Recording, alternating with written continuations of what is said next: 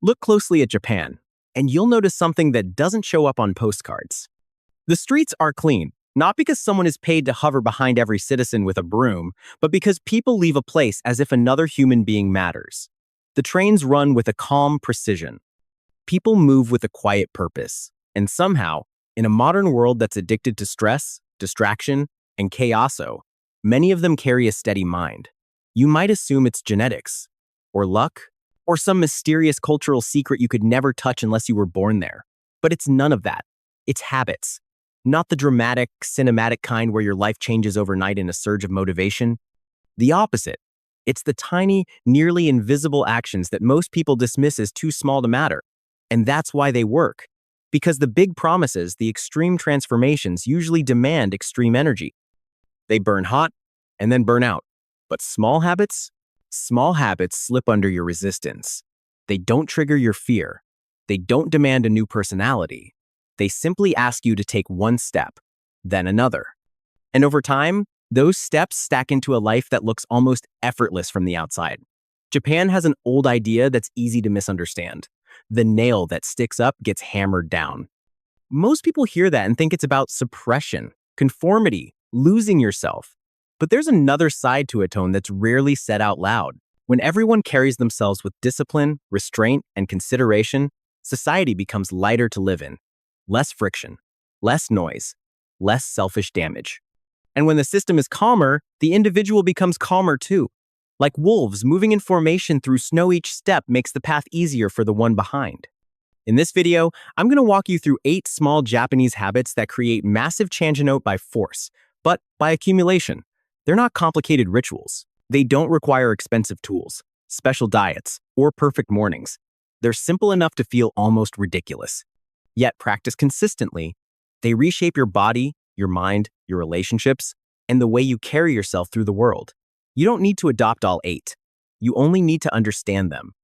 Because once you see how small the lever can be, you stop looking for miracles. You start building them. There is a reason so many people stay trapped in the same life for years. They aim too high, too fast.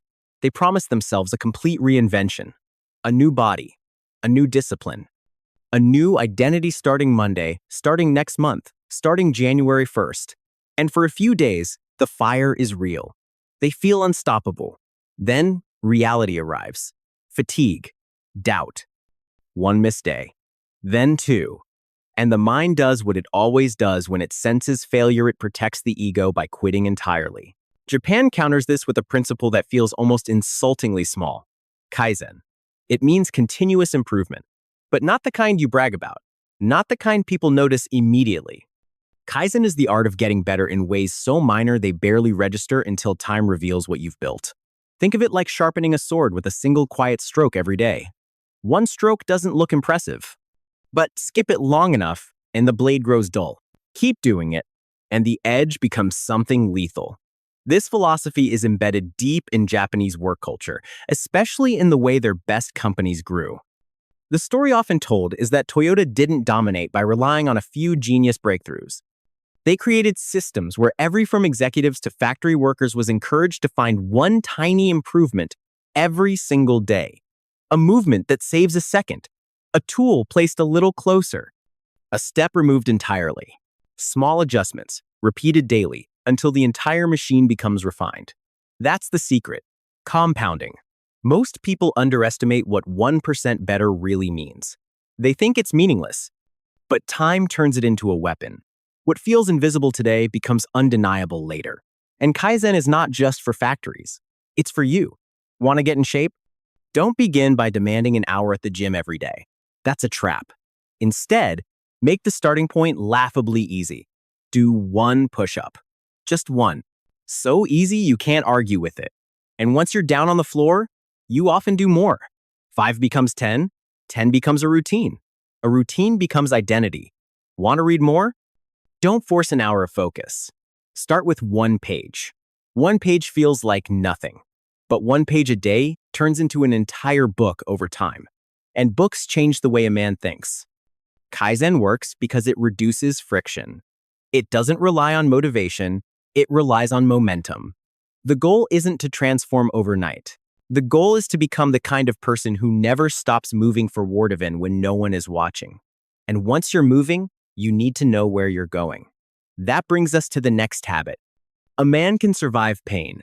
He can survive long nights, hard work, rejection, even failure. But there is one thing that quietly corrodes him from something more dangerous than struggle. A life that feels pointless. In Japan, there's a concept that sits beneath their calm like a foundation stone. It's called ikigai, your reason for being. Not your job title, not your obligations, not the mask you wear to earn money. Your reason. The thing that makes you get up even when nobody is applauding. The thing that makes tomorrow feel worth entering.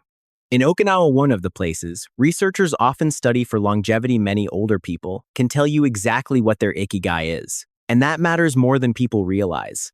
Because when you have a reason to wake up, your body cooperates. Your mind has direction. Your spirit has tension in the right place, like a bow drawn toward a target. When you don't, everything starts to sag. Energy fades. Health declines. Time feels heavier. And you age not just in body, but in will. Here's the mistake most people make. They assume purpose must be grand, a mission, a legacy, a public triumph. But ikigai can be quiet. It can be ordinary in appearance and sacred in meaning. It might be tending a garden, building something with your hands, teaching a skill, caring for a family member, creating art. No one fully understands except you. The scale doesn't matter. What matters is that it's real yours, not borrowed from society's expectations. And the Japanese have a simple framework for finding it. Think of ikigai as the intersection of four forces: what you genuinely enjoy, what you're naturally good at, what others actually need, what can support you in the real world. When something touches all four, you've found a strong center, a place where your effort doesn't feel like punishment, but like alignment. Most people never ask these questions. They drift. They do what's expected. They check the boxes. And then they wonder why, even with comfort, something inside feels hollow. So pause for a moment seriously, not as a motivational exercise, but as reconnaissance. Ask yourself, what do I love, even when no one rewards me for it? What am I good at, even if I don't talk about it? What do people around me need that I could contribute? And how could I build a life where this also keeps me standing financially? You don't need perfect answers today. But if you start asking, you stop drifting. And when you stop drifting, you start living on purpose. Now, purpose sets the direction, but discipline protects the body that must carry you there. Most people don't realize how often they train weakness. Not in the gym, not in the mind. At the table, they eat until they're heavy, until they're slow, until their body feels like it's dragging itself through the rest of the day. And they call it normal because everyone around them does the same thing. In Okinawa, there's a small phrase spoken before Milsa quiet checkpoint that has protected generations. Hara Hachi Bu. It means eat until you're about 80% full, not stuffed, not loaded. Not at that edge where you feel done. 80%. Enough to fuel the body, not drown it. Here's why that matters. Your brain doesn't register fullness instantly. There's a delay, often around 20 minutes, between what your stomach has taken in and what your mind finally recognizes. So if you eat until you feel full, you've already gone beyond what you needed. The extra becomes weight. The weight becomes inflammation. The inflammation becomes fatigue. And fatigue is the doorway to accelerated aging. It doesn't happen in a week. It happens over years.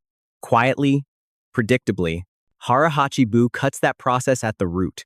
It uses a small amount of restraint to create a massive long-term outcome. The body stays lighter. Energy stays steadier. The system runs cleaner. And note, this isn't about punishing yourself. It's not starvation. It's awareness. It's eating like a man who commands his impulses, instead of being commanded by them. So what does it look like in real life? First, slow down. You don't need to turn dinner into a meditation retreat, but you do need to stop eating like you're racing a clock. Put the fork down between bites. Let your body catch up with your appetite. Second, create a mid-meal pause. Halfway through, stop. Breathe once. Ask a simple question. Am I still hungry? Or am I just continuing because the food is there? Most people finish what's on the plate out of habit, guilt, or conditioning. But your plate has no idea what your body needs. The plate only knows what was served. If you reach that halfway point and you could stop and still feel fine, stop. If you're genuinely still hungry, continue, but slower. Let the signal arrive before you overshoot the mark. This is not a life hack. It's a lifelong guardrail, a tiny habit that protects your health, your mood, your clarity, and your future. And when your body is protected, your mind becomes easier to steady, which leads into the next practice, the one Japan treats almost like medicine. You can lift weights, eat clean, read philosophy, and still feel wired, restless, and tense. Because the problem is not always your discipline. Sometimes, the problem is your nervous system. Modern life keeps you in a permanent state of low-grade battle. Screens, noise, deadlines, notifications, traffic, crowds. The mind never fully exhales. The body stays braced like it's waiting for impact. Japan has a remedy that looks almost too gentle to be real. Shinrin-yoku, forest bathing. And despite the name, it has nothing to do with fitness. It's not hiking for performance. It's not tracking steps. It's not conquering nature with a podcast in your ears. It is simply this: being among trees long enough for your system to remember what calm feels like. In Japan, doctors have been known to recommend it like a prescription time in nature as a legitimate form of recovery. And the reason is simple. The body responds when you remove it from constant stimulation. When you spend time in green spaces, stress markers drop. Blood pressure tends to settle. Mood improves. Sleep often gets deeper. Something in you resets not because you forced it, but because you stopped attacking your senses. Researchers have suggested that part of this effect may come from compounds trees release into the air, subtle chemicals used in nature's own defense. When you breathe that air in, your body shifts state. Less fight or flight, more rest and repair. Whether you care about the mechanism or not, the result is hard to deny. The forest slows you down. And slowing down is not laziness, it's maintenance. It's how a blade stays sharp without snapping. Here's the key. You don't need a dramatic wilderness. You don't need Japan. You don't need mountains and mist. You need trees, a park, a trail, a quiet neighborhood street lined with green. Even a strip of nature between buildings. What matters is not how impressive it looks, it's what it does to your mind. But you must remove distractions. No phone, no scrolling, no music, no audiobook, no goal to achieve. Just walk slowly. Breathe as if you have time. Look at the way light moves through leaves. Listen to wind shift through branches. Notice how the air smells different when it hasn't been processed by concrete. Let your thoughts wander without grabbing them. This isn't wasted time. This is how you recover the part of you that modern life steals your ability to be present without needing stimulation. Do this consistently, and you'll notice something. You become harder to provoke, harder to shake, harder to control. And once your nervous system is steadier, you begin to see life different, including the parts you used to label as flaws. That brings us to a mindset that frees you from perfection. The West teaches you to chase polish. Perfect body, perfect skin, perfect home, perfect career, perfect image. And the cost of that pursuit is invisible until it's too late. Constant dissatisfaction, a mind that can't rest, a life spent editing yourself as if you're a product that's never finished. Japan offers a different lens zone that feels almost rebellious in a world addicted to perfection. Wabi-sabi. It's the quiet acceptance of imperfection, the appreciation of things that are worn, incomplete, and temporary, not as a compromise, but as a kind of truth. A cracked cup isn't ruined, it has a history. A weathered wooden table isn't past its prime. It carries years of use, hands, meals, laughter. Even the lines on a face, those aren't defects. They're evidence, proof you've lived through seasons. Wabi-sabi doesn't tell you to stop improving. It tells you to stop demanding an impossible standard before you allow yourself peace. And that shift changes everything. Because when you no longer need life to be flawless, you stop fighting reality. You stop bleeding energy into comparison. You start seeing beauty where you used to see failure. Here's a practice. The next time you notice something wrong in your life, an awkward mistake, a scar, a setback, pause before you rush to fix it or hide it. Ask, what's meaningful about this? What did it cost me to become this version of myself? Sometimes the crack is the story, but acceptance alone isn't enough. Life still hits. People still betray. Plans still collapse. Bodies still get tired. And this is where the next concept enters one of the most misunderstood forms of strength, Gaman. It means endurance with dignity, the ability to tolerate difficulty without turning it into a performance, to carry hardship without broadcasting it for sympathy, to keep moving without making your pain your identity. Now, let's be precise. This is not emotional numbness. It's not pretending you don't hurt. It's not swallowing everything until you snap. Gaman is simpler and sharper. It's the inner stance that says, this is hard, and I will handle it. No theatrics, no victim story, no need for an audience. Because complaining has a hidden effect. It rehearses helplessness. Every time you repeat the story of how unfair life is, you deepen the groove in your mind. You teach yourself to see obstacles as personal attacks instead of normal conditions of being alive. Gaman breaks that pattern. It doesn't erase suffering. It refuses to let suffering take command. In a time where people are trained to display every struggle publicly hoping for validation, Gaman reminds you of an older kind of masculine power. Silent resilience. The ability to show up. Again and again. Even when no one claps. Wabi-sabi teaches you to stop demanding perfection. Gaman teaches you to keep walking through imperfection without collapsing. And once you live this way, something else changes. You begin to think beyond yourself. You start moving with consideration. That is the next habit. A society doesn't become calm by accident. Calm is built quietly by millions of small choices that reduce friction between people. Japan has a word for this mindset, omoiyari. It means compassionate consideration, the ability to sense how your actions affect others and to adjust before anyone has to ask. Not out of fear, not out of obedience, but out of respect. You see it in the small things. People speaking softly on public transport, not because they're weak, but because they understand shared space is sacred. People cleaning up after themselves, even when no one is watching. A bow, not as submission, but as a signal. I recognize your humanity. This isn't just politeness, it's strategy. When individuals practice omoyari, trust rises. Stress drops. Environments feel safer. Life runs smoother because fewer people are constantly stepping on each other. And there's another benefit most people miss. It makes you feel better. When your attention shifts outward, your problems shrink. Your perspective widens. You stop being trapped in your own head. You become more connectedless, isolated. Try a simple rule. Before you act, ask. Who will this affect? If you're playing music, is it spilling into someone else's peace? If you're walking in a crowded place, are you blocking the flow? When you leave a room, is the space better or worse because you were there? These actions cost almost nothing, but the ripple they create is real. Now, the final habit. This one is not about daily routine. It's about what you do when life breaks you. In Japan, when a bowl or vase shatters, the traditional response isn't always to throw it away.